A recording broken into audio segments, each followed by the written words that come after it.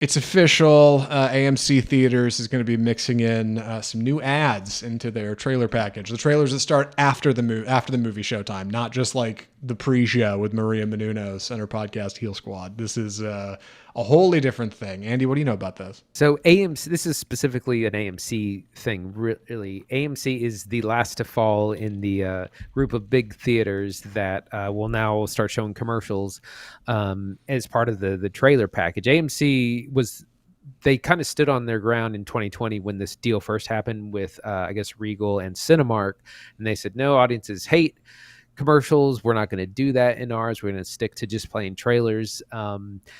And they have up until recently when they realized like, well, all their competitors are doing it and it's not really changing things much for the audience. So we're going to go ahead and do it. So now if you're an avid AMC goer, you're going to start seeing shorter ads for, cars, Coca-Cola. There's a lot of that kind of stuff. Regular like kind of ads that you would see during a TV show maybe. So it's not really a surprise. Like I said, the other two big chains already do it. It's just a matter of AMC joining the crew. But they're having an issue with the fact that audiences know that there's like 20 to 30 minutes of trailers and commercials. So people just don't show up for 15, 20 minutes. That's what I do. Yeah, like that was the most illuminating thing about this story, sharing with some people. Almost everybody I talked to was like, well, I don't get to the movie at the showtime start ever. Like I always give it 10 or 15 minutes before I walk into that theater, right? Like I show up late, I get my popcorn, go to the bathroom, like, cause we all buy our tickets online now. And if you buy your ticket online, you know your seat is reserved. So your seat will be open when you walk in. So there is no incentive for you to get there for the pre-show. And there's certainly no incentive for you to sit through 25 minutes of ads. Not every movie is 25 minutes, but the big ones are. And if you're one of these Americans who goes to the theater like every once in a while, right, every few months, just to see big tentpoles like Jurassic World or the new Marvel movie, those will be the ones with 25 minutes of ads. F1 will probably have 25 minutes of ads in front of it, right? Like the smaller niche stuff will have like 18 minutes, but either way, we've effectively trained people to stop showing up for ads, because why would you show up for a half hour of ads? Like who wants to sit through that, right? We live in a time where you can see all of these trailers online. Almost anything you see in front of a movie you've seen before, unless it's some kind of special premiere. And then most audience members wouldn't know it was a special premiere anyway, right? You wouldn't know you're seeing the Superman trailer for the first time in front of Jurassic World if somebody hadn't told you. So either way, like I think people are desensitized to this. And even though Cinemark and Regal are already doing it, AMC is just joining them in this like odd lesson of like, I don't know, obscurity. You pointed out when we talked about this earlier this week that like they must be getting paid more for these ads, right? I know the companies involved here like Jeep, E.L.F Cosmetics, Google, Cook. I don't know what Cook does, but among other top brands, only like nice ads. That's what they're doing, right? They're not running junk in the trailer package, but even still, it kind of feels gross when you see a smartphone ad in there, and it's not going to feel much better when like in between trailers I get an ad for like a Jeep Wrangler, or like a Google phone, or I don't know, nail polish. Like it just it loses its luster, and you're teaching people to skip them anyway. One thing the article mentions is that there's kind of a platinum placing, which is basically the second to last trailer area before the movie starts. This is where you get a really late, usually it's a Coca-Cola ad when I'm at Cinemark, but that apparently they charge more for. So I guess it's because they can do tiered pricing on the ad buys, and they can just squeeze out a little bit more money from it, as opposed to a trailer package, which probably just comes as one kind of big chunk. So that's interesting. But yeah, I leave my house at the start time. The theater I go to is pretty close. So I leave at the start time, and I have time to drive there, wait in line for a beverage, usually use the restroom, find my seat, and there's still usually a couple minutes of trailers left.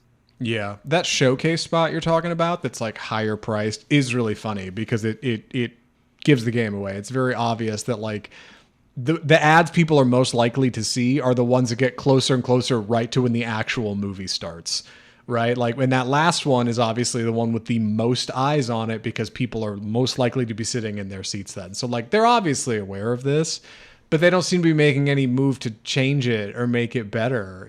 Like there's probably a solution. I don't know what it is, but maybe theater owners could get together, do one of the little weird powwows in the woods with the devil horns and the crosses, and they could figure out how to make this work. But that's not what we're doing here on Off Script.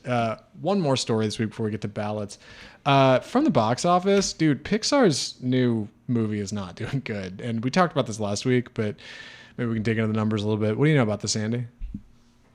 Well, How to Train Your Dragon, the live action remake, came out on top of the weekend. Soared high over the other two new releases, was 37 million, 358 worldwide. That's going to go on. It is a hit. It will go on to be make much more money, maybe top out at like 700 million. So it'll be one of the highest grossing things of the year. 28 years later, which we're going to be talking about just in a moment, came in second place with 30 million, a little bit under expectations. They were really hoping for something closer to 40 to 45, but it still did 60 million worldwide, which is what its budget was. So it's on good track. Hopefully it has good legs. It doesn't really have a lot of competition for a few weeks at least.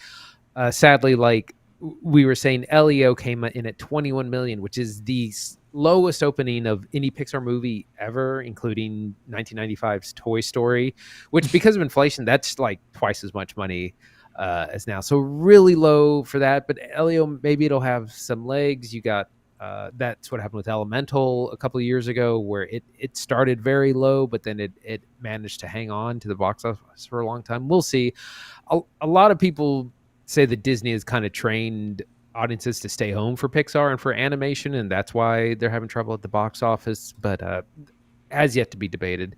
Lilo and Stitch came in fourth with 9.7 million, crossing 900 million worldwide. Will it hit the big B?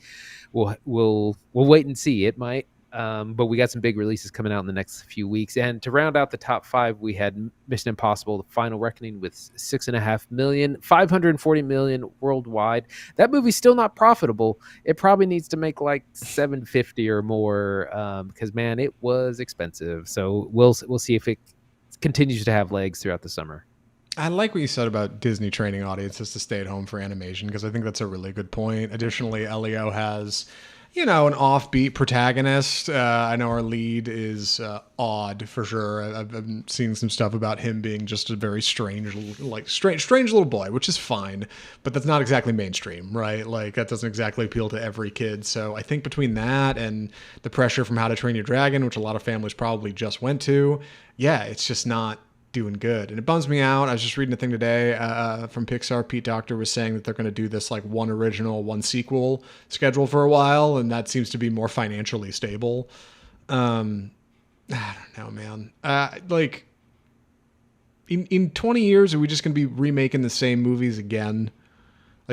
Do we just have like a Bible of cinema now that we just remake it and trot it back out to the same audiences over and over again? Like, I know original stuff gets made, but golly, like it just feels like we're just like, because look at the live action success. Look at Lilo and Stitch and How to Train Your Dragon. Like, obviously it makes a ton of money. They should just keep making those, but like, what happens when you run out of those? You just make them again? I don't know. I mean, you take very small risks and you wait for the one thing, the $20 million movie that makes $500 million, something like that. And then, I mean, A Star is Born is being remade 4 times. So in some ways, yeah, there's things although that movie is much more prone, like you kind of should remake it every 25 years or so. But this article points out that even before the pandemic, which is largely blamed for audiences kind of cutting back, audiences were declining for original animated fare kind of anyways, like even with Coco, which came out in 2017. So it's a bit of a trend, although I say everyone is ignoring, because this article says that Inside Out 2 is the highest grossing animated film of all time. It is not. That would go to Naja 2 from China from this year, which we're still waiting on like a domestic release. That's a $2 billion animated film. Yeah. that has yet to have an American release. Yes, that's not for children that we we learned when we posted our review to YouTube. It's not a kids movie. It's for everybody. It looks like Um, Pixar, but it's got a lot of violence in it. yeah. Well, Surprisingly, the lead looks like one of those Labubu things now, which is real hot. So God, I feel so fucking old just saying that. Anyway, real quick before we move off of How to Train Your Dragon, super personal. Just wanted to share something. This last week I put up a new poster in my room, and this is my old How to Train Your Dragon teaser poster from when the film had just been announced. I don't know if you can see that very well. Can you see that, Andy? Did that come through at I all? can see it. I can see it.